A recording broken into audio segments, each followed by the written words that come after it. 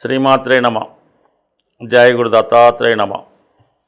ఈ వీడియోలో మనం కుంభరాశి వారికి జూలై 1 నుంచి 15 మధ్యలో జరగబోయే పక్ష ఫలితాలు పరిశీలిద్దాం. రాశి అందే రాహుగ్రహ సంచారం స్వక్షేత్రగతుడై ఉండటం వల్ల ఈ రాశివారు ఏదైనా ఒక పనిని చాలా ధైర్యంగా పూర్తి చేయడం జరుగుతూ ఉంటుంది. సాధారణంగా ఈ రాశివారు ఇతరులకు బాగా ఎంకరేజ్ చేస్తూ ఉంటారు.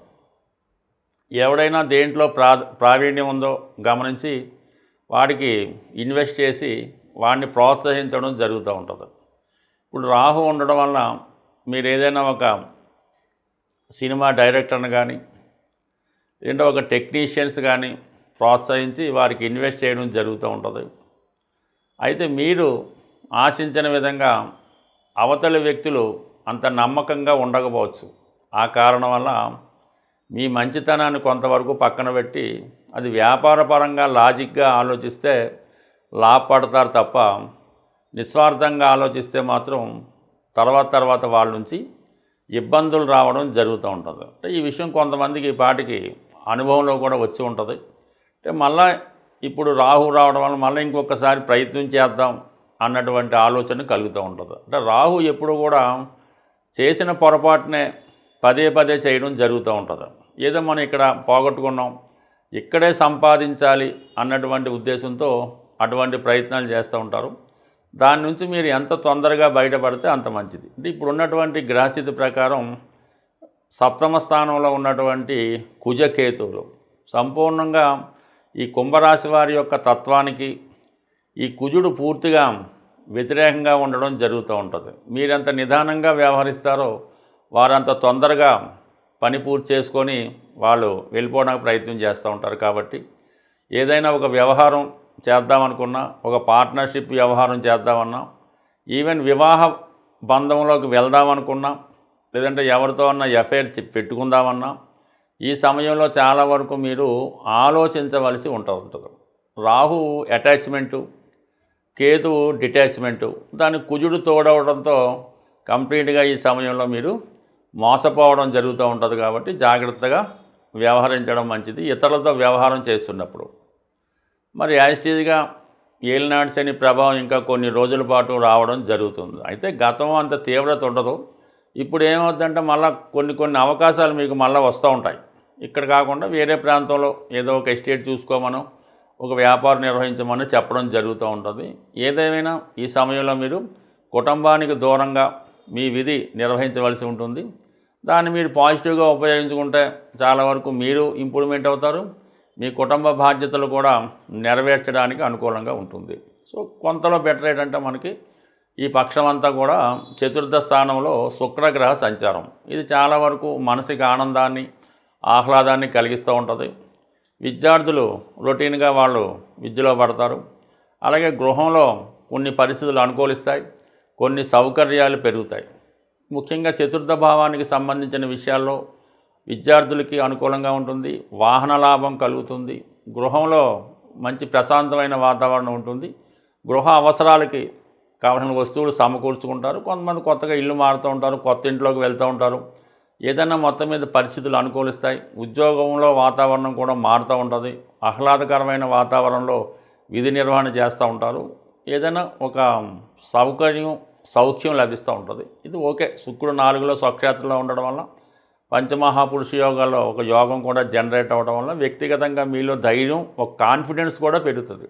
ఆ కాన్ఫిడెన్స్ వల్ల ఏంటంటే ఏదైనా ఒక ఇల్లు కొనుక్కోవాలన్నా, వాహనం కొనాలన్నా, ఏదైనా ఒక పెళ్ళి ప్రయత్నం చేయాలన్నా, మీ సంతానానికి అయినా వివాహం చేయాలన్నా కంప్లీట్గా మీరు దాంట్లో చేసే ప్రయత్నాలు ఫలించే అవకాశం ఉన్నది. ఇక 5వ స్థానంలో గురువు ప్లస్ రవి ఉండడం జరిగింది. సప్తమాధిపతి 5వ స్థానం గురుగ్రహంతో కలిసి ఉండడం వల్ల జీవిత భాగస్వామి యొక్క అభివృద్ధి కలుగుతుంది. పిల్లలకు కూడా మంచి నేమ్ అండ్ ఫేమ్ వస్తుంది. వారు ఉద్యోగం మారాలన్న ప్రయత్నం కానీ, విద్యలో ఇంకా ఉన్నతగా ఎదగాలనే వాళ్ళ ఆశయం కానీ చాలా వరకు నెరవేరే అవకాశం ఉంది. అంటే ఇవన్నీ కూడా మీకు నెమ్మదిగా ఇంప్రూవ్మెంట్ వైపు తీసుకెళ్తున్నాయన్నమాట. అంటే గతంలో ఒక 5 సంవత్సరాలుగా పడినటువంటి ఇబ్బందుల నుంచి బయటపడి ఒకటి మీకు గతంలో కోల్పోయి తిరిగి పొందడం ఈ విధంగా నడుస్తూ ఉంటాయి. కాబట్టి ఏదైనా నిదానంగా మళ్ళీ మీరు వెళ్ళడం వల్ల మీ యొక్క గతంలో కాకుండా కొత్తగా మిమ్మల్ని మీరు మార్చుకుంటూ ప్రతి ఒడిని నమ్మకుండా జాగ్రత్తగా వెళ్ళడం వల్ల ఇవన్నీ కూడా ఒకటి మీకు చాలా లాభసాటిగా మారడం జరుగుతూ ఉంటుంది.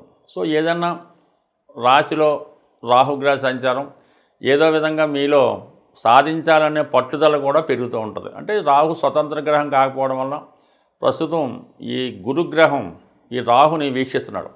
అందువల్ల ఏంటంటే చాలా వరకు మిమ్మల్ని మీరు సంస్కరించుకోవడం, మంచి అలవాట్ల వైపు వెళ్ళడం, దైవభక్తి పెరగడం ఇవన్నీ కామన్గా మారుతూ ఉంటాయి. బట్ ఏదైనా జరిగిపోయినటువంటి గతానికి రేపు రాబోయే జీవితానికి చాలా మార్పు ఇంప్రూవ్మెంట్గా వెళ్ళే అవకాశం ఉంది. కాబట్టి ఏదైనా నిదానంగా మీ యొక్క ప్రయత్నాలు చేస్తూ ఎవరిని నమ్మకుండా మిమ్మల్ని మీరు నమ్ముకుంటూ మీ సామర్థ్యాన్ని మీరు నమ్ముకుంటే 100% మీ జీవితం మళ్ళీ తిరిగి పూర్వవైభవానికి రావడం జరుగుతుంది. మనకి ఈ గ్రహాల స్థితిని అనుసరించి చేసుకునే పరిహారాలను బట్టి గ్రహాల యొక్క అనుకూలత రావడం జరుగుతూ ఉంటుంది.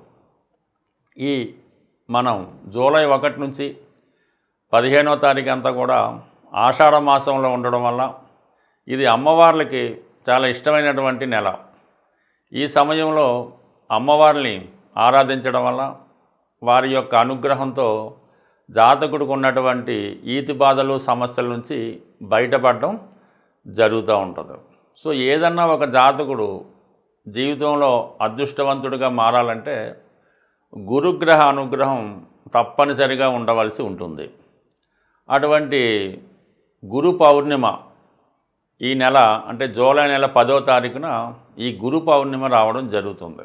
అందువలన ఆ రోజు మీకు ఇష్టమైనటువంటి గురువుని అంటే ఎవరైతే మీకు విద్య నేర్పారో, ఎవరైతే మీ జీవిత అభివృద్ధికి తోడ్పడ్డారో వారిని కంపల్సరీగా సత్కరించవలసి ఉంటుంది. అంటే వాళ్ళకి ఏదైతే ఇష్టమో అవి ఇవ్వటం, వీలైతే వాళ్ళకి బట్టలు లాంటివి సమకూర్చి వారి యొక్క పాదాలకు నమస్కరించి వారి యొక్క ఆశీస్సులు తీసుకోవడం వల్ల గురుగ్రహ అనుగ్రహం సంపూర్ణంగా మీకు లభించడం వల్ల ఎటువంటి సమస్య అయినా మీకు సాల్వ్ అవడం జరుగుతూ ఉంటుంది.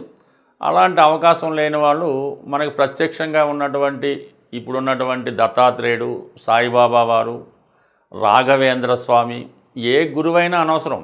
అటువంటి గురువుని మీరు ఈ నెలలో ఎస్పెషల్లీ గురు పౌర్ణిమ నాడు సేవించడం వలన మీకు గురుగ్రహ అనుగ్రహంతో జాతకంలో ఉన్నటువంటి సమస్యలు తొలగి చాలా సక్సెస్ఫుల్గా ముందుకెళ్ళే అవకాశం ఉన్నది. అలాగే ధనం సంపాదించడానికి మీ యొక్క అన్ని సమస్యలు తీరడానికి ఒక చక్కని పరిహారం చెప్పడం జరుగుతూ ఉంటుంది.